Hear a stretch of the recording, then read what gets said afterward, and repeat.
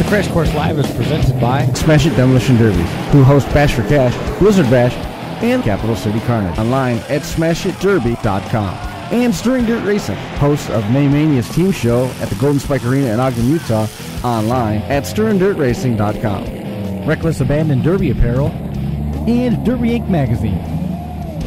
This is the Crash Course Demolition Derby podcast, recorded live at the FingerLakes1.com studios in downtown Seneca Falls, New York.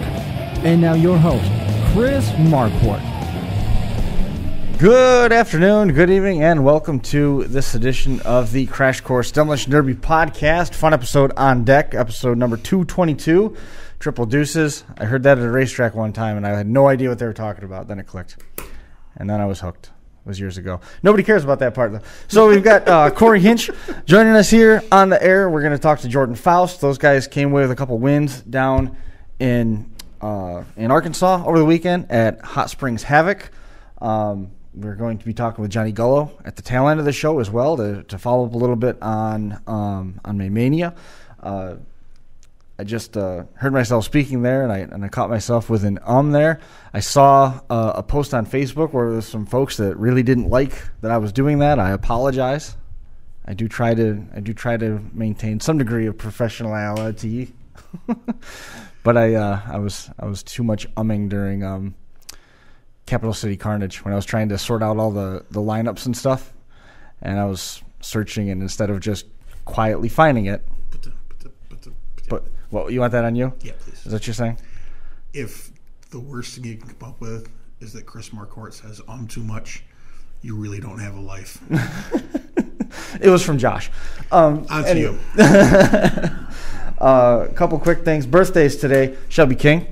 Yes. Remember Shelby from Brookfield Wheel Days and King Smash from Crash and Demolition Derbies.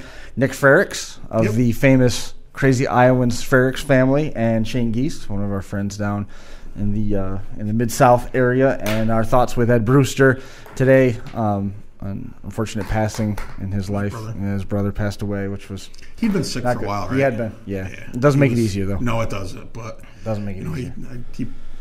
Definitely tough. Ed, I know he's talked about his brother to us a few times, and definitely feel bad for him, man. It's always hard to lose somebody. Yep, for sure. Big thanks to Mark Klein for helping get me some of the winners from down there. I went online and went to my usual places, and they hadn't updated yet, so I panicked a little bit. I talked with him a little bit about the situation that transpired down there in Hot Springs, Arkansas, and I tell you what, most everybody was pretty decent about it. They took it in stride. In case you didn't catch up on it, there was some issues with the tower strength. I've been through it when we were in Virginia one time. It's miserable because you hit the test button, everything looks great, and then everybody shows up with their cell phones and you're out to lunch. And they put their eggs in the live record basket for on demand, and all that stuff looks good. So all direction and delays notwithstanding, that all of the on-demand stuff should be up and ready Tuesday night. So they did like a saved local, and then they're going to just on-demand it? Yep, and there's two different ways to go about it. When we were in Virginia, I just started pulling everything out to limit the tax on the computer, and then pulling some of the rates and stuff backwards. And they went and they figured we're already at a point of no return, so they kept all the quality up. So the on-demand is going to be good. It's going to be really good. It's not like they stripped everything down and now you're going to go back and watch something that's subpar. They kept their quality where they wanted it to be, and I thought that was good. And I applaud the community for acting like human beings and understanding that it goes that way. We could have gone, I think, at a different time period, that could have been a much, much different exchange. So I like the fact that the Derby people were willing to understand it. You know what I mean? Absolutely. You gave me the technical stuff that was going on, and I had no clue. So I just agreed with you because I didn't know what you were saying. It's just more fun to disagree, right? Yeah, whatever you say, Chris, say, yep, okay, if that's what it is. It was. I don't do that technical stuff. It sucked. It was miserable. Different take on the technical stuff. One, Jordan Foust coming away with the win in the bone stock division. Had to be pretty precise with his Lincoln. Jordan, how are you? I'm doing good. Well, congratulations on the win, man. That's got to be a good one. It's not necessarily life-changing money, but that's a pretty good payday, $10,000. Yeah, it's pretty awesome. That's the biggest one How many wins have you got now? I don't even know. I mean, I don't even know. Because the numbers so astronomically high. No, it's probably 20 something. Yeah. Somewhere around 20. That's somewhere around 20 more than Josh has, so we're fine with that. The car itself went with a mid-90s Lincoln, judging by the pictures. We've seen those do remarkably well in bone stock rules type events. Take me through the car selection and the build and what the show was like out there in the feature. This is 96 Lincoln, and I mean, the bubble Lincolns have been my favorite for years, and I've ran a bunch of big shows, and I've never took the car, a bubble Lincoln that I wanted to, and I finally took one, and it's a good clean car, and spent a lot of time in this one, just trying to get a good car Mm-hmm. to go to a big show, and it all paid off, I guess. Now, when you say you sunk a little bit of money into it, without getting into the specifics, because we'll dive into the rules in a second, but the car itself, how much did you have invested in that? I don't know. I mean, that's the biggest. Just to- money well- on is the Tyler Jones hydro setup, the steering. They're very good. I'm just talking the shell. How much to buy the clean Lincoln? I gave $300 for it. What the heck? I wish I was a good enough driver to run $300 cars. I mean, We asked that question just to make ourselves mad, really. You know, I mean, in terms because up here there's no shot at getting anything like that, especially if it's clean. You know what I mean? There's no shot. this was the cleanest car I had, so that's why I picked it. Well, you made the right decision. I mean, you turned $300 into $10,000, and that's That's a always pretty good turnaround. That's always a good day. The build itself, you know, bone stock, it means different things to different people around the country. When you talk about having invested different things into this car, you made reference there to the steering setup from Tyler with that hydraulic steering setup. What else could you do with those rules in terms of bone stock? Well, there is the bone stock build is. I've never built one because in rules I've never watched a bone stock derby. Mm-hmm. To them rules. So when I was going down there, I thought I was going under build. I mean, just because of the gray areas. Mm-hmm. And I tried my hardest to build to the gray area to have a good car. Playing the gray. Now, could you guys tilt or no? No. So that had to be the front end had to be stock. And it only looked like the front end started to go a little ways. I mean, Usually and from what I've seen, and again, I haven't ran many of these because I'm not a good enough driver. But the front end is usually tough for a while if you drive smart with it. But then once it goes, I think it looks like it goes quick. From what I've seen, but I'm just a nobody, so that might not be true. But is that a fair assessment? Jordan?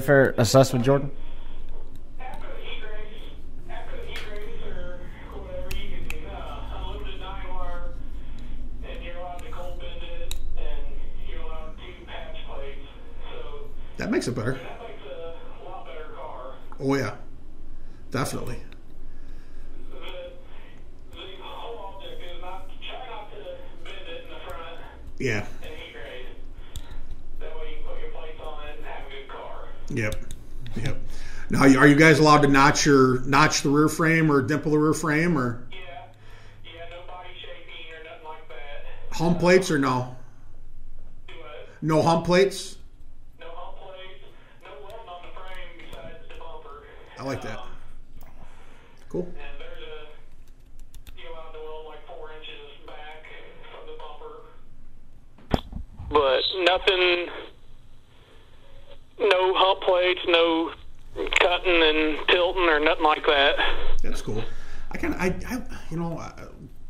your like build those style. rules. That's where you're at. Yeah, I like those rules. And obviously, you can change motor and transmission, right? You can run your choice of motor and tranny. Yeah. That's cool. It has to be stock motor cups and stock mounts on the frame, and you can change motors, any motor, any tranny, any drive shaft, any rear end, I guess, as long as it's 5 lug. So does that, if you run a 5 lug axle and a postal Mopar rear end, you could run a postal Mopar rear end that then, right? No bracing. No, okay. Yeah. You heard what I heard, right? It's pretty much stock equipment besides your motor and training and drive shaft and stuff. You're allowed 31 spline aftermarket axles, which I just ran stock 12 bolt. I like that. Push ever run. Bolt into the Ford. I mean, I ran a 10-12 hybrid. Yeah. But We saw a 40 spline get sheared off flush. yeah, I've seen them. That's crazy. Still boggles my mind. But I mean, I like the fact, sometimes we get into places where we talk about, well, it's limited weld, and it's some part of the countries it's beyond their full weld, But the bone stock side of things is it's taking a very strong foothold. Everything that pendulum has continued to swing back that other way, starting really, I think, probably was. There's the inklings of it before Metal Mayhem went back to that bone stock idea. We saw a lot of traction, and then once Metal Mayhem took the plunge and Tori Schutte, Derby Icons took the plunge, it swung it effectively, and there's been a lot of that. It went back to where it didn't take forever to build a car. And I got out of the modifieds. I ran modifieds back, I don't know, 4 or 5 years ago, and I quit that because it was no fun anymore building them cars. Mm-hmm. It just took too much time, and I got away from it and went back to the stocker stuff, and I enjoy it.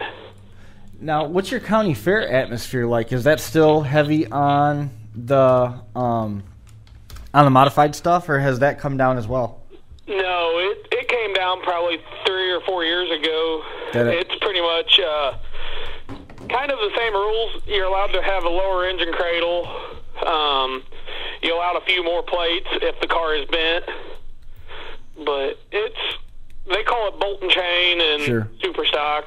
I mean, you ain't allowed no protectors, no brace rear ends, nothing like that. How important is that, real quick, ability to run that lower cradle? What's the importance there for you? Besides, obviously, saving the blocks and stuff like that, and making it easier to put a GM motor into a Ford, how important is that to you to have that lower cradle option? I mean, I like running the cradle. I had to take it off my motor to go down there, and I didn't like it because, I mean, you might break a block easier, but hopefully, I haven't looked at my block, but hopefully I didn't tear nothing up. How many metrics were there? Like, how many was it split pretty evenly between Ford and GM, or was there a lot more Ford? Or I would say there was probably, I don't know, less than 10 metric GMs. So I mean, I think there was 117 cars total. Yeah. Wow. And I heard around 120. I would say more than 100 of them were Ford Motor Company cars. Wow. I think you need a little bit more to get the Roadmaster wagons and stuff like that to hold up. I don't know if bone stock's where you want it to be. Yeah, that's the metric GMs. I mean, they're decent cars, but for a big caliber show like that, I don't think they are the pick that I would pick. Yeah. You got to go with what you know too. Absolutely. Yeah. And you know what though? I mean, I'd like to run a class like that. I mean, if it was all 80s and newer wired, I think it'd be a fun class to run. I mean, I don't think it'd be long before I couldn't steer or move because my front bumper would be over my carburetor. But I think it'd be a good time. I mean, the cars are definitely cheaper and relatively easy to find. I mean, it'd be fun to run something like that. It'd be a good time. It is fun. That was a lot of fun down there. Let's talk about down there a little bit more. Hot Springs Havoc over the weekend. How intense was the heat? I mean, the goal obviously for everybody is just to punch that ticket into the feature. You've got to get in there to have a shot at that $10,000. How tough was it to get through the heat, and how much did you have to do? Oh, the heat race is always the hard part. I mean, getting through the heat race. Everybody has good cars. I mean, every car there was built decent, and just getting through there is a challenge itself. Sure. Coming out with something you can go to the feature with. I got lucky. I drew a good heat, ran with a couple guys, and just got through the heat and had a bunch of great help in the pits, and we patched my car together and took it to the feature, and never expected to win it, but got lucky, and I did. It came down between me and a buddy. I mean, first and second, so. Doesn't get better than that. Now, why do you say that you didn't expect to win? Because that's we hear that all the time, and it's juxtaposed with the people who say, well, everybody goes out there with the intention to win, otherwise you wouldn't have brought the car there. So why do you say that you didn't expect to win? Was there something wrong with the car? No, there was nothing wrong with the car. Nothing wrong with nothing. It's such a big caliber derby, and I've been to a bunch of them. I've ran Metal Mayhem a few times. I've ran the Razorback Rumble when Tori Schutte put it on, and it's really hard to. I mean, it's everybody's dream that derbies to win a big derby. Yeah. Definitely, for sure. And I've been there, and making a feature at Metal Mayhem is something. I mean, Yes, it is. Absolutely, it's like making a feature at Capital City Carnage or Blizzard Bash. Same Yeah, idea. exactly. You just want to make that main. As long as you can say that you were there, and then how the cards fall, the cards fall. Yeah, absolutely. Once, Now, Jordan, when it got down to just you and your buddy, I mean, and you realized that the worst you were going to do was second. I mean, was it? Because I mean, if it's a hometown fair and it's you and your buddy, I mean, chances are I know I have. You're going to turn it up and kind of put on a show and but I mean. You and your buddy are running for $10,000. I mean, and like Chris said, it's not life changing, but I mean, $10,000 is going to come in handy. I mean, you gotta make smart choices and good shots. And I mean, how hard was it to kind of stay cool and make the good shots? the guy everybody there was a good driver, but getting down between me and a buddy, he's a super good driver, and we've battled more than once when it got down between me and him, and it was just very hard. I mean, I didn't care who won. I mean, the money's nice, but I do it for fun. Yeah. I do it to have fun, and if it wasn't no fun, I wouldn't do it no more. Yep. Mm-hmm. Absolutely. But it was hard to outdrive him and keep my cool and not want to use the car up and make a stupid shot where I get hung up or something like that. Yep.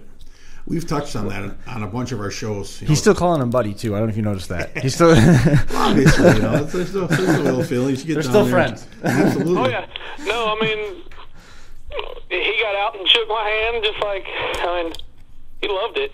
We didn't expect to be down that far in a feature. Yeah, that's cool. That's really and my expectation was to go down there and make the feature and be top 10 maybe. I mean, that would have been a good night. Mm-hmm. But winning it was awesome. Yeah. You've also got you had to have some moment in that feature where you looked around, there's only 5 cars left, or maybe there's 9 cars left, or maybe there's 2 cars left. There was some instance in the course of that feature where you looked around and thought, holy cow, I've got a shot at winning this thing.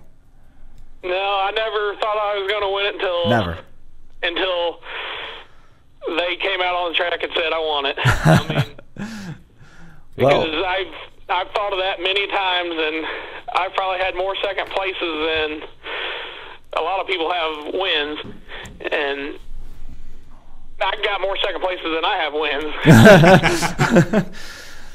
wins. How long did that feature seem once it got down to just you in second place? It seemed like it was a good battle for a little while. I mean, yeah. Me and him drive alike, and we just ran a race a couple weeks, or back in January. It got down between me and him. Mm-hmm. So, and it came down between us the exact same way, and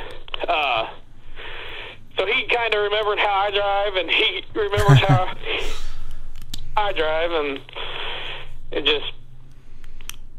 So who won the one in January? Lebanon, Missouri. I won. So you're 2 up on him now. Yeah. That's He cool. owes me now. Yeah. Now you may not wait till second until you're down to 1-2 to get you. Yeah, and that's fine. I mean, he can beat me, and I'll be just as happy as I was if I won. Absolutely. What's his name? Jody Jones. There you go. Don't want to let him go this far without mentioning him, right? No. Shouldn't do that. Was he in a Ford as well? Yeah, he was in a 85 square body Lincoln. Tough. We see the Eagles run. Those do okay. He's a handful. That's cool. I couldn't imagine getting. I mean, it's cool enough when you do it at a hometown fair, but I mean, you get down to, you and a buddy 1-2 at a big show like that. That's like Derby. That's like Derby heaven. It doesn't get any better than that. I gotta believe that Jordan's probably pretty excited to have 2 wins under his belt, and it's only March. Oh yeah. I am. I've ran 3 races this year, so. Yeah, 2 out of 3 ain't bad. Yeah. The other one was a second. I just had a lucky year. Do you get bored counting money? Do what? Do you get bored counting money? Yeah. It costs a lot to do it. That's funny. So where to from here? What have you got planned after this? I don't know. Everybody, my whole goal was to run a couple derbies a year, not to go back to the way I used to run 10, 15 shows a year. Mm-hmm. Well, when you're doing good, you need to keep doing it. Yep. Getting that groove, man. You can't get out. You got time, and it's a wire class. I mean, you could go back to Metal Mayhem this year. That's what a couple buddies are trying to talk me into, and I don't know. I'd go up there and get my butt kicked, and it'll be all right, though. I mean, it ain't the first one. That's right. Well, at that point, then the streak's over, and you can take a couple weeks off and not feel bad about it, right? Yeah. That's a good thing. It's always good to go out and bump into new people you haven't bumped into in a while. Urban Destruction's not far away. No, it's not. It is nice to. I mean, last year I got back into it, and my first show was Claremore, Oklahoma, and I decided, I want to get away from the hometown drama stuff. Yeah, know that feeling. So I went out of town and loved it. Yeah. So that's the local shows are fun, but drama follows them. Oh yeah, that is for sure. Especially if you're successful at the local shows, then they really start to not like you. Yeah, exactly. That was when I went to Coos and ran the first year they had that. That was so nice because I knew 2 guys in the heat, and that was it. And they got to the feature, and I knew more, but still, it was so good to get out and just run. Someplace I'd never been against a bunch of people I'd never been. You've never driven Whitney Point before? Mm-mm. Just there to watch. Just I didn't there to realize watch. that. I don't think I put that together. I'm sure we've talked about it before, but I didn't realize that you'd never driven the track before.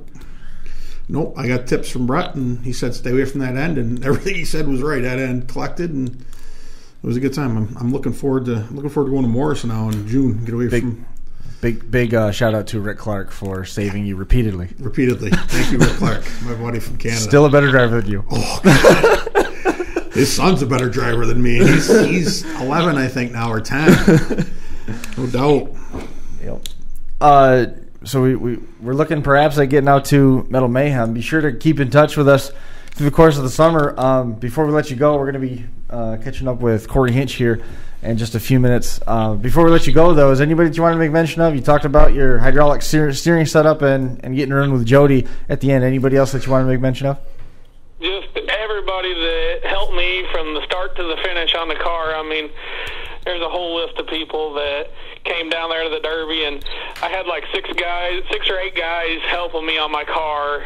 That's awesome. For the show on Saturday, and we worked on it until time for inspection, and each and every one of them deserves a win just like I did. If if it wasn't for them, I would never got there. That's awesome. Yeah, very cool. Well, that's great, man. Congratulations again on the win. I'm glad you're able to squeeze some time out of your night to come and hang out with us for a little while. Yep. Well deserved, and be sure to keep in touch. Let us know how things are going through the course of the summer. All right, I will. Yeah, have a good one. Appreciate you coming on, man. We'll talk to you soon. No problem. Thank you. See ya. Bye-bye. Goes Jordan Foust. Winner. Chris, why don't you promote a wire derby somewhere? 80s Okay. and newer. Okay. Why not? Just add it to the list. Just small payout, like $2,500 to win, $1,500 second, $1,000 for third, and then we'll go from there. I'm on it. All right, thanks, bud. No problem. Who's carrying the insurance again? You. Oh. I know where there's a square body Ford. Might have to put in a little bit more thought on this one. I know where there's a Mopar that'll fit in that square body Ford. Yeah. Gotta get a rear end for it. Oh, man. So, Stern Dirt Racing, we're going to be talking with Johnny Gullo here in just a few minutes. And let me put you in. Hang on.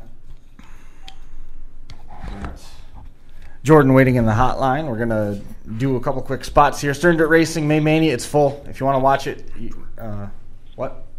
Nothing. What? I didn't hear what you said. You can't whisper into the microphone. Corey. Yeah, got it. Yeah. Corey's waiting in the wings with us. He won the truck division. We're going to run through this stuff real quick. Stern Dirt Racing, May Mania is full. If you want to watch it, you're going to have to watch it from the grandstands at that awesome Spirit of 47 arena in the Salt Lake City Park. That's the home of the Utah State Fair. May 18th and 19th, the dates on that one in 2018. It's the same format as the Wasatch Wipeout was last year. Friday Night Heats, Saturday the Grudges, some of the support classes and the features. Giant payout on that one. And then the next big show for Stern Dirt Racing after that is going to be July 27th and 28th in Heber City, Utah. $90,000 in prize money. Winner takes home $25,000. Fifth through last, $1,000 to each of them. $5,000 Mad Dog Award, farm trucks, front wheel drives, and passengers. Those are all rapidly filling as well. $4,500 in payout to each of those as well. Looking ahead past May Mania, Bash for Cash is right around the corner. That's going to be the last weekend of May, Memorial Day weekend. It is at the Ross County Fairgrounds in Chillicothe, Ohio. Online for details, smashitderby.com. Near Big Rock, $11,000 to win. Kicker class is open to new and old iron. There's an old iron bonus out there for an extra $3,000 to an old iron car if it can win, or $1,500 going as a bonus to the highest placing old iron car if that division is won by a metric. The turn back to clock class, this one is open to new and old iron now as well. The Imperials being welcome back. All the subframers allowed to run. There's a metric bonus there, $3,000 to win. Bonus money, or $1,500 to the highest placing metric if it's won by an old iron. The $10,000 to win DEC Headers Compact class, the Frank the Tank Old School Wire class, full-size trucks, youth compacts, compact trucks. There's still openings in those classes. $75 to enter. 80s Wire class, and the street stocks are full. Online, www.smashitderby.com. And rounding out this break, Chaos in the Valley, that is coming up in less than a month. April the 21st at the Shenandoah County Fairgrounds in Woodstock, Virginia. The show is being held as a benefit for Townsbrook Volunteer Fire Department. Weld, stock, and compact classes, each paying $2,000 to win. Showtime is 5 o'clock. All the cars have to be in tech by 3. Jason and Penny Shipe are overseeing this one. We're going to try and catch up with Jason Koch in a couple weeks to talk a little bit about this show. They've also released their fall date as well for the Fall Chaos in the Valley, Shenandoah County Fairgrounds in Woodstock. Same place. Monster Bills, Monster Payouts, showtime, 5 o'clock. Get a hold of Jason and Penny Shipe for additional details on those. So, without any further ado, the one and only Corey Hinsch joining us on the line. Corey, how are you? Not bad. How about yourself? I'm doing okay. The winner of the minivans and mini truck feature at Hot Springs Havoc. Tell me a little bit about it, man. That's a good win. Yeah, thanks. Heck of a show. Palmer puts on a good show down there. I couldn't have asked for a better turnout in the stands and everything, of people coming out to watch. Weather was awesome. There was only 4 cars in our class, but definitely some good builds, some good drivers, and just a great time. When it came down to me and the one other car there, came down to 2 of us, it was a pretty good battle, and you could definitely hear the fans getting revved up about it, and they thought we put on a pretty good show as well. So It always seems like the trucks and vans, you don't necessarily know what you're going to get in terms of the build quality, but it's usually insane regardless. They drive out of their minds. I mean, We've seen Chuck Bowman do it a time or two. Yeah, Chuck Bowman is a great example. Sean Amon. Then you get down into Morris, and the list is 35 names long. Last year at Wheel Days, I think Mike Green was in the full-size truck and van with that Silverado, or not a Silverado, a Suburban. Had the front tire knocked off it and was still barreling into the back of people. Ended up coming away with the win. But they're always entertaining. Jeremy Gully, he's a big proponent of them. Eric Eberling, George Hackett. Yep. I mean, the list goes on. The finale, or excuse me, not so much the finale, the final moments of that. Was there any doubt in your mind that perhaps if you went too hard that you could drive yourself right out of picking up that win? You know, I think it definitely always crosses your mind. You know, there was the four of us out there, and you know, all of a sudden it came down to three of us, and you're thinking, all right, you know, let's kind of keep your wits about you and just drive smart and everything. And then it got down to two of us, and it's like, all right, now it's really time to, you know, kind of still hit hard and do the best you can, but make smart shots and you know, kind of protect your tires, front end, and everything too, while trying to go after him. So, you know, they had the red flag there. He had one fire on him. And you know, you're just kind of trying to keep your car running, keeping your head on a swivel, and definitely trying to keep your wits about you and just stay calm and kind of take each shot, take each moment as you can get it. And I could not believe it when they waved the red flag again, and he had a second fire, and they snapped his stick off, and it kind of hits you, but I don't think you realize it fully until afterwards either. It's like, you know, holy smokes, I just won this thing. For only four vehicles on the track, that gives you a lot of running room. Right. That's not a very small track to begin with. Only four cars. That opens it up. In the final moments, you know, that's one of the things where this is just a fun class. Mm-hmm. It's not like you've got the pressure of going for $10,000. You don't have that chess match that plays out where drivers are drivers and a lot of the ladleheads try to be patient. Mm-hmm. It's wide open front to back. So to come away with a win with that much real estate, you weren't out there very long, but you had to earn it. Oh yeah, for sure. You know, because even though it was, like I say, even though it was only the four cars, I mean, there was nobody out there that was just going to slough off, and there was nothing that was going to be handed to you. You know, you definitely still had to work for it. You know, the other two guys, they had just as good a builds as I had. And, you know, I think the fun part, like with these rules down there, is that it was fairly stock, but at the same time, you know, you could have the skid loader tires, you could have a pretty stout front bumper and everything. So it allowed you to be a pretty stock build, but have, you know, a lot of faith in your equipment and everything with them stout bumpers. You weren't afraid to kind of plow with the front end a couple times, and you know, you could still do all right with it. What did you run? I had an 03 Ford Windstar. Had a Cordoba bumper on the front, skid loader tires, and you know, it was basically just kind of a weld the doors 6-inch patches and chain the rear hatch and you know, go for it. It amazes me when I watch this class run. It's comparable to like our junk run at Waterloo. Mm-hmm. I mean, the abuse that those front wheel drive vans will take. I mean, we've seen them turned inside out. And man, if them front tires are still got air in them, they will drag what's left from the driver's door back. They will drag it all over the track, and they're, you know, it's always a fun class to watch. They always put on a good show, whenever we see them run. We had a derby at Whitney Point where I think it was Guy Raymond and Eddie Bello were going back to back repeatedly, and Eddie Bello ended up in the tailgate. He ended up in the floor. The seat broke over backwards, and I remember I think Mitchell Jock had one, and the leaf springs stayed attached, and they kept pinching tighter and tighter. Mm-hmm. So it was standing in the back end of this van. By the time he was done, the back bumper of the van was 7 feet in the air. It was cool, and they could take a beating. We've seen at Wheel Days the last couple of years, minivans have won. Not last year. 2 years before, minivans had won the truck and van heat because they just teed off on the back and left the back out there to take the abuse and ended up using the nose of it to knock the wheels off. Kind of like driving a Chevy wagon, just like to let them tear up the back end and just keep using that nose when you need it. Unless you're Chad Markley, then you just take tires out with frame rails. Yeah, like it's fine. a job. Yep, surgical precision. But Yeah, definitely. The Windstars. Is there anything unique about those? Usually up here, we see a lot of the Dodge Caravans. Those seem to be the preferred minivan, and the SUV is the Ford Explorer. What's anything special about the Windstar other than you happen upon it cheap? Yeah, I mean, I picked this one up for $100, and you know, living up here in Minnesota, you kind of gotta take what you can get sometimes, because you know everybody knows about the rust up here, and this one, I mean, you could have eaten off these floors and everything. It still had the rockers in it, so it definitely was one I wasn't scared to take to a big show. As far as anything special, not really. I mean, your Caravans, they're definitely kind of the preferred minivan just because they are the leafs in the back and everything. Right. These Windstars, especially on the newer ones, the front ends hold up pretty well. The A-arms and everything can kind of be their weak points, but if you can avoid the wheel shots and everything, the older ones, the hoods are actually fiberglass, but these newer ones, they definitely hold their own. You can just stuff an F-150 hood on top of that and replace it, right? Call it same. Call it good.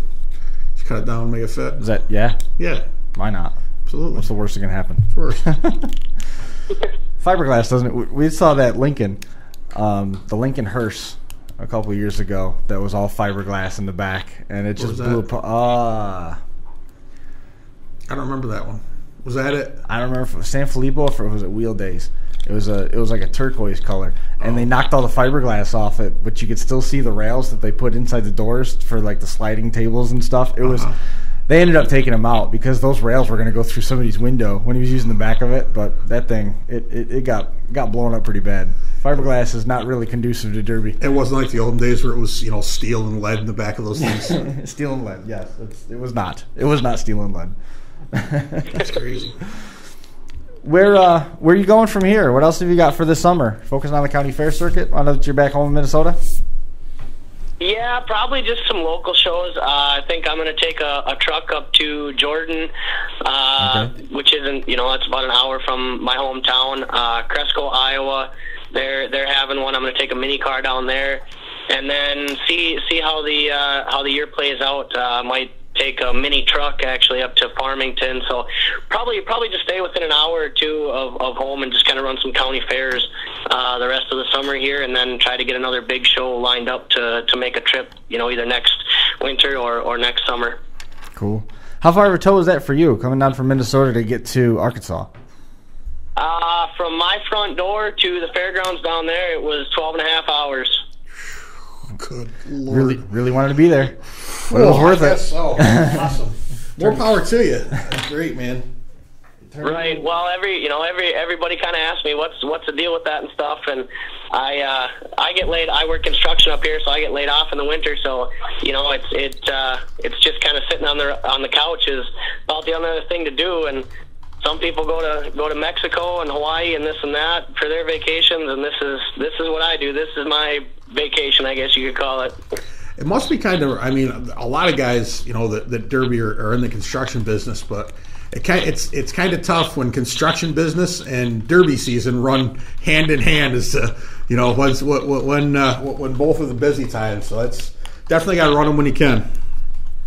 Oh yeah, for sure. Yeah, that's the nice part about having weekends off, because that's about the only time you get to do anything. I mean, you know, during the week you're leaving the house when just before the sun's coming up, and you're getting home just as the sun's going down. So it don't allow much time, and then you're trying to have family time on top of it. It's definitely tough. It can be tough on the families and this and that, but I mean, I definitely can't thank my wife enough for keeping an eye on the kiddos to let me go out there and just kind of live this crazy lifestyle. But it's, you know, it's wins like this weekend at Hot Springs Havoc, and it's stuff like that really just puts it all together, makes it all worth it, and you know, really makes a guy appreciate it all. Yeah, that feeds the addiction. You make a big win like that, and it feeds the addiction. Yep, yeah. I think I've been like most derby guys. I've talked about selling out a time or two and stuff, and then something like this happens, and it's like, oh no way, I got way more in me yet. Oh yeah, no doubt. Can't now. Right. Is there anybody else that you wanted to make mention of here before we let you go? You know, I guess, you know, thanks for you guys for putting on the podcast here. thanks to Derby Tees TV for, bringing it to everybody that couldn't be down there watching it live. Sure. Thanks to my wife and my dad and everybody that's helped out and helped me get down there even to make it all possible, and K&P Promotions for putting on a heck of a show down there and just, making everything come together and making it possible. Awesome. Cool. Well, man, I'm glad that we could connect and get you on the show to talk a little bit about the run. That's a heck of a tow, but it was certainly worth it to come away with that win. Oh yeah, definitely. It like you say, it fuels the fire, and I'll be looking for more big shows and having a good time, and hopefully getting more in the future. Absolutely. Sounds like a goal. Keep in touch here as you go through the summer. Let us know how things are going. Awesome. Appreciate it, guys. Thank you. Thanks a lot. We'll see you soon. You bet. Bye. There goes Corey Hinsch, running the minivans, mini trucks. I think that's what you should run next, is a minivan. Oh, I'll pass. I think when you get done with the Mopar van out in the parking lot, you should knock the windows out of it and run it. Yeah? Think so? Yeah. Capital City Carnage is over. That's not the ad that we need at all. Chris. I know. I deleted the wrong one. We were there. We were there. Road Rage Entertainment, June the 2nd, Broome County Fairgrounds in Whitney Point, New York. The compact team portion of the show, that is the headline event, sold out. There is one truck spot left and possibly a second, depending on what the mail brought today. Full-size V8s, there are a couple spots left there as well. There's one and dones on the docket. Full-size V8s, junk run, and compacts. It's $1,000 to win, guaranteed in each one of the one and dones. The RC Derby with JMW Motorsports, Power Wheels on the schedule as well. Every kid's going to walk away with a bike helmet. There's the kids zone in the play area where some local teachers have volunteered to help keep an eye on kids. So that way, if the kid starts getting bored and doesn't want to be at the Derby anymore, you don't have to miss it, which is always a good thing. Pretty cool. Yeah, big time. This is the Compact Team Derby for Road Rage Entertainment. This is their first show. They've been waiting, kind of biding their time to get an opportunity to jump into the landscape so they didn't hurt themselves and hurt another show at it. There was an opening that presented itself, so they jumped in. And Jason Sherman is at the helm of this one. Again, June the 2nd at the Broome County Fairgrounds. You can also register online for these divisions. You can buy it. You can all your tickets and everything at roadrageentertainment.com. Online, they've got a Facebook page that's pretty active as well. Facebook.com/roadrageenter. And Spinning Wheels Productions 2018 going to kick off the season June the 16th at the Otsego County Fairgrounds in Morris with the Jeffy's Fab Farm Mini Meltdown. $4,000 to win for the compacts. Over $10,000 in prize money on the line. Awesome. $4,000, $2,000, $1,000 plus $1,000 Mad Dog, and the field's full. 105 cars entered at this point for that. There's also one and done classes with the $500 to win purse set out there, in addition to 75% of the entries that are coming in. Economy V8s, limited world V8s, full-size trucks, and compact trucks all on the menu. So it's going to be a full day of Demolition Derby. Absolutely. Looking forward to that. Full day. It's going to be a lot of fun. Online, spinningwheelsproductions.com. Spinning Wheels Productions, of course, overseen by Jeremy Gully, good friend of the show. Is there any truth to the rumor you're going to be at that show? Truth to the rumor that I'm going to be at that show. Yes, there is truth to that rumor. Yes. Two things. I didn't think that there was a guest to be had there, but yes, there's truth to the rumor. Two things. One, I've heard of one team for running the Road Rage Entertainment show, and if that team holds true, it's going to be an interesting team. And for Bash for Cash, I may or may not have planted the seed in a well-known national level derby guy to come run that. Hoping it works out. I can't tell you, it's a secret. Okay, so basically you just told us nothing. Because I want it's surprises. Are you teasing? I'm teasing. This is what you learned about in those classes at St. John Fisher. Hey, right? Isn't that like part of what you do is like a tease so they'll come back for more? Isn't that like what you're supposed to do? I'll tell you why I don't like teases. Why is that? Because I don't like being left out of the loop. That's why. So right now, because I'm smarter than you and know more, you're upset. You know something that I don't. I don't know if I would go so far as to say that you know more and I'm smarter. I don't think I would. I would not agree to either of those. I know more and I'm smarter. I am clearly smarter than you. I don't think anybody listening is going to argue with that. I know more and I'm smarter. It's my story. I'm sticking to it. He who yells loudest knows most, right? That's right. Perfect. Johnny Gullo jumping on the line with us now to talk a little bit about May Mania. I caught you by surprise. I was off by a week. I started to panic when I got into the studio, and I'm like, I haven't touched base with Johnny. He's supposed to be on this week. We had him booked for next week as well, and he messaged me back. He's got a bunch of phone calls he's got to make. He's trying to figure out what new news he's got to release and everything like that. So it became a bit of a comedy, but the good news is Johnny certainly has had time to put together some huge new announcements for us. So take it away, Johnny. I know you got something good.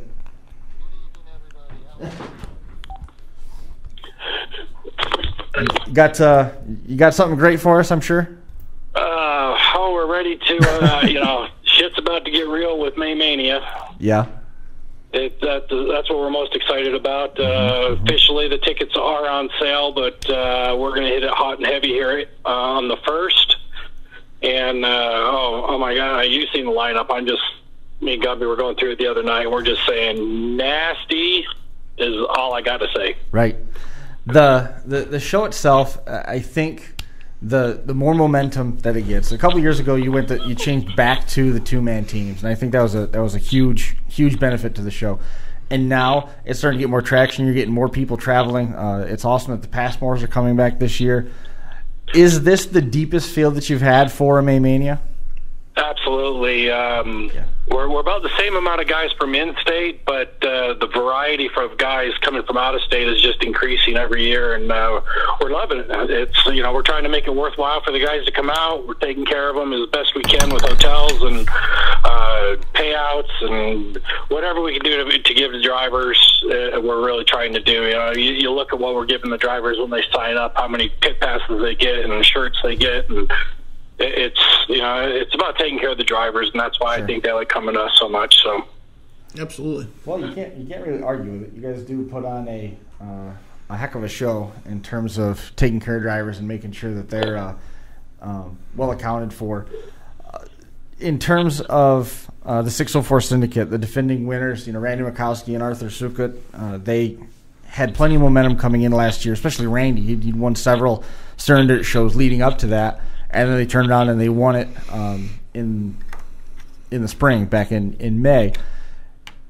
I don't remember there being a team that was able to win back-to-back years in the last several trips. So I mean, what's their mentality right now? What's the spot that they're in?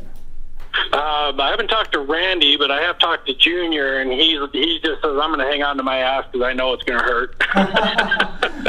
At least he's got a plan going in. Yep. Better be ready. I like Team NLR. Anthony Tripler and Bronson Twitchell are teaming together. It's not a bad so team. That's going to be. They're a new team driving, so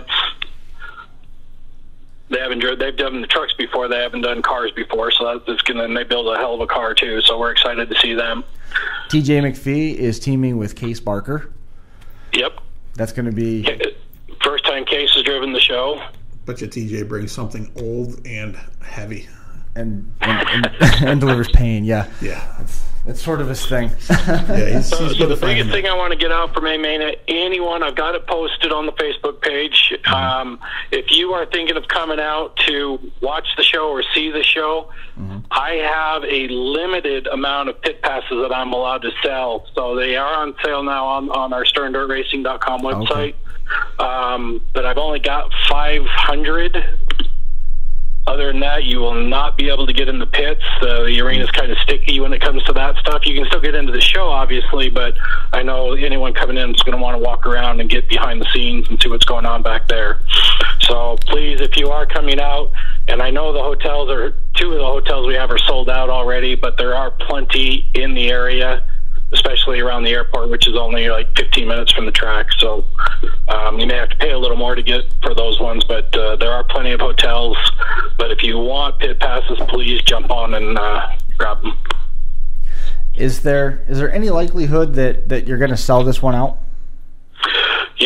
That's a dream, but it's 10,000 seats, and it's only our second show being here. The arena's being a lot more aggressive on the advertising, so I hope to get at least half full both nights, right, which should be as full as our other arenas are. At 5,000 1,000 seats. That's what the other ones sit. So if we can get halfway, I'd be thrilled with that for the second show out of the box. A couple more names just to make mention of.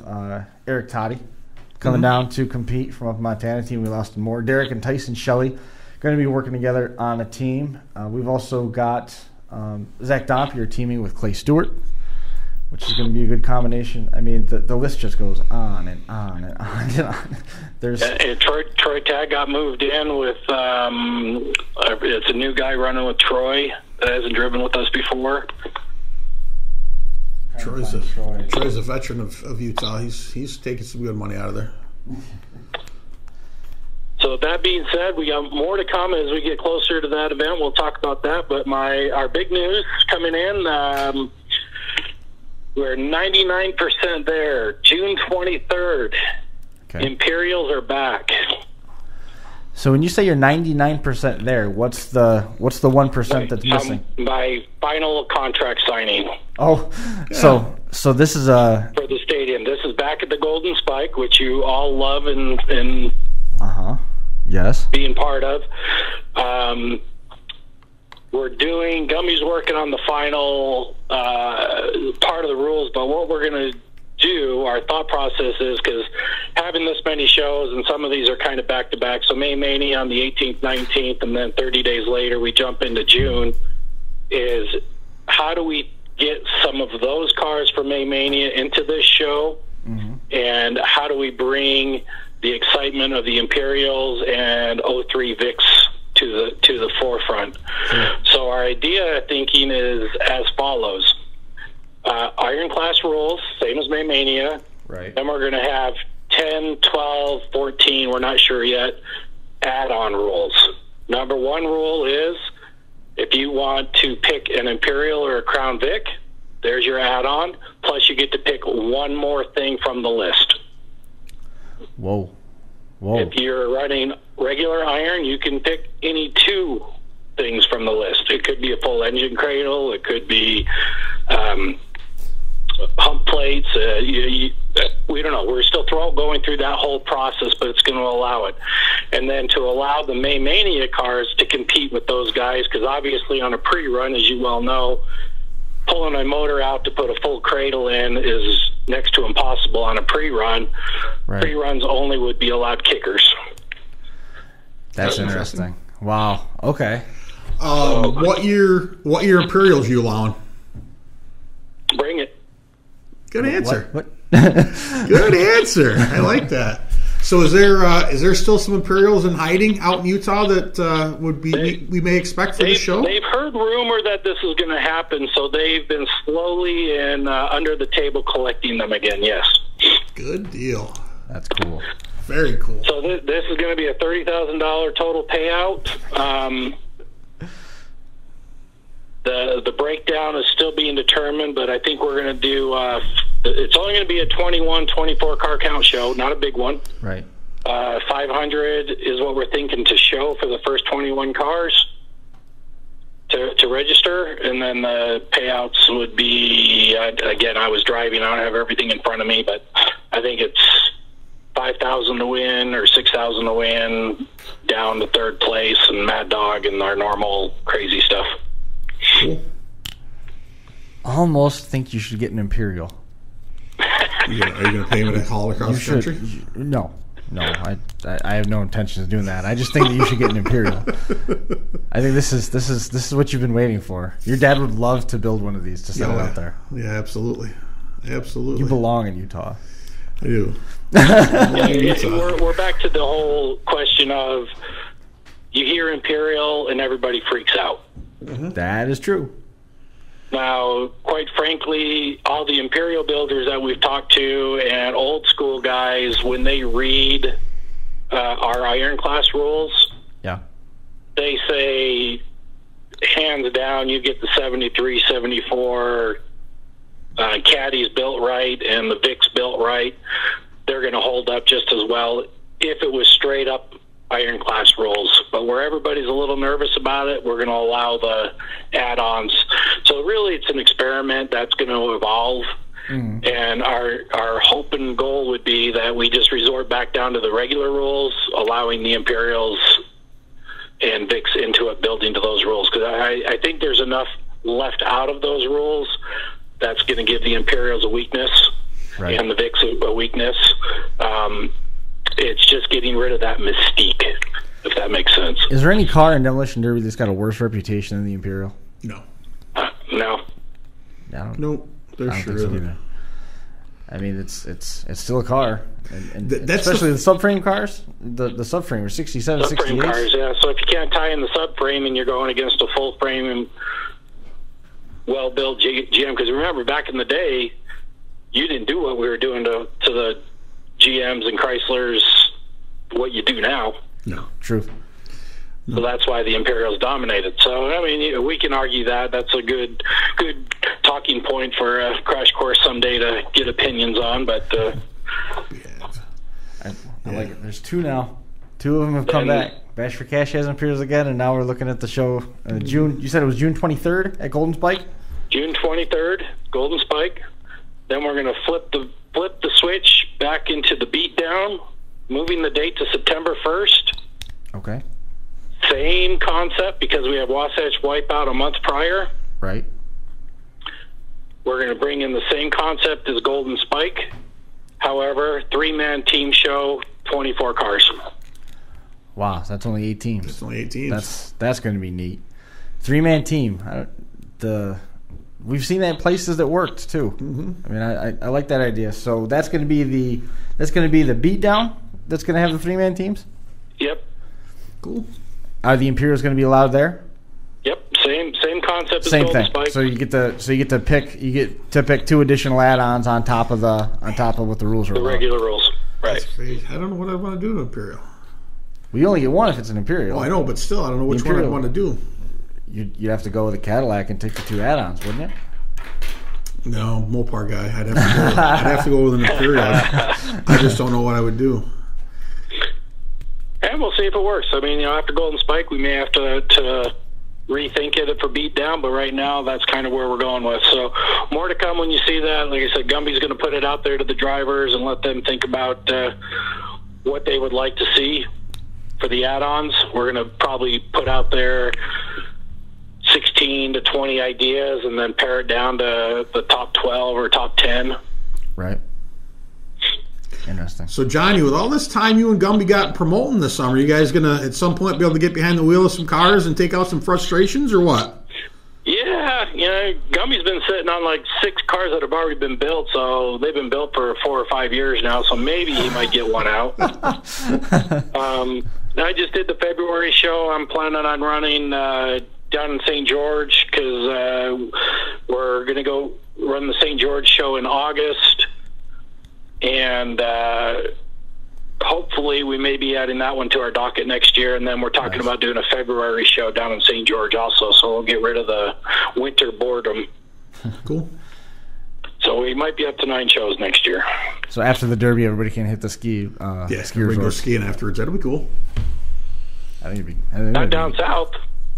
St. George, too warm. Oh, okay. What is it? It's like, you go to the Canyonlands.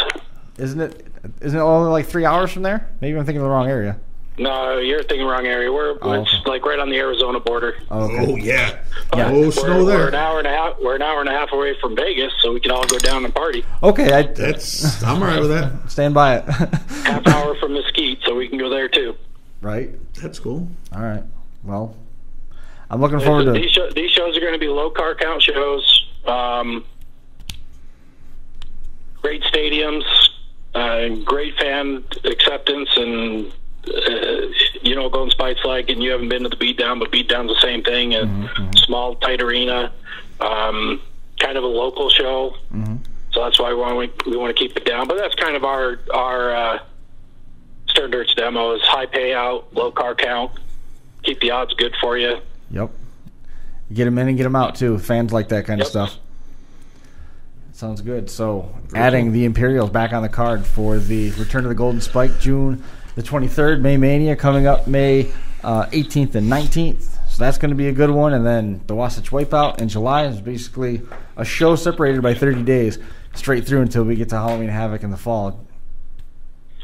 And I'll send you the Wasatch Wipeout lineup. That's no slouch of a show either. I mean, last year was awesome, and this year is. Very cool. It was a good one last year. I can't wait to see the lineup for this year for sure. Is there anything else that we got to hit on?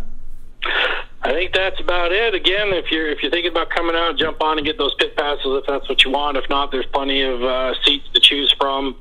Upper bowl, lower bowl, mid bowl. I mean, it's a big ass stadium, so pick your poison.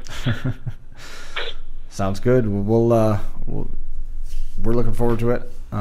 It's going to be a couple trips out to Utah this year, and it hasn't disappointed yet. So we're certainly looking forward to it. We definitely appreciate the support too. Okay, and we do have more things in the works coming out that hopefully I'll be able to share with you in the next couple of weeks. So. All right. Well, we'll check in a couple of weeks and see what else you cooked up. All right, buddies. Thanks, guys. Take care. Thanks. We'll see you later. Bye-bye. Johnny Gullo. May Mania is already full. West Jordan Beatdown turning into a 3-man team show. I'd forgotten. Imperials are back. When he was in Florida, he told us off the air that they were bringing Imperials back. Yeah. They didn't have a lot of details. But I had forgot that until you just brought it up again. So Now you know. That's cool. Now you know. What do you think? Covered it all? Stick a fork in it. Yep. We're going to be back on next Monday to do more Derby talk. Yep. It'll be 223 on deck then. That's going to do it for this one. For all of our guests, Corey Hinsch, Jordan Foust, Johnny Gullo, we appreciate you tuning in and enjoying some of the Crash Course podcast, 222 in the books. That's going to do us for us here at the North Park Building at Academy Square. We'll see everybody again next week.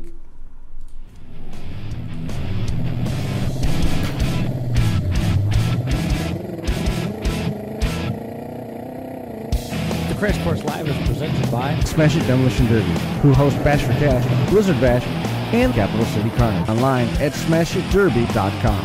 And Stirring Dirt Racing, hosts of May Mania's team show at the Golden Spike Arena in Ogden, Utah. Online at stirringdirtracing.com. Reckless Abandon Derby Apparel, and Derby Inc. Magazine. This is the Crash Course Demolition Derby podcast, recorded live at the FingerLakes1.com studios in downtown Seneca Falls, New York.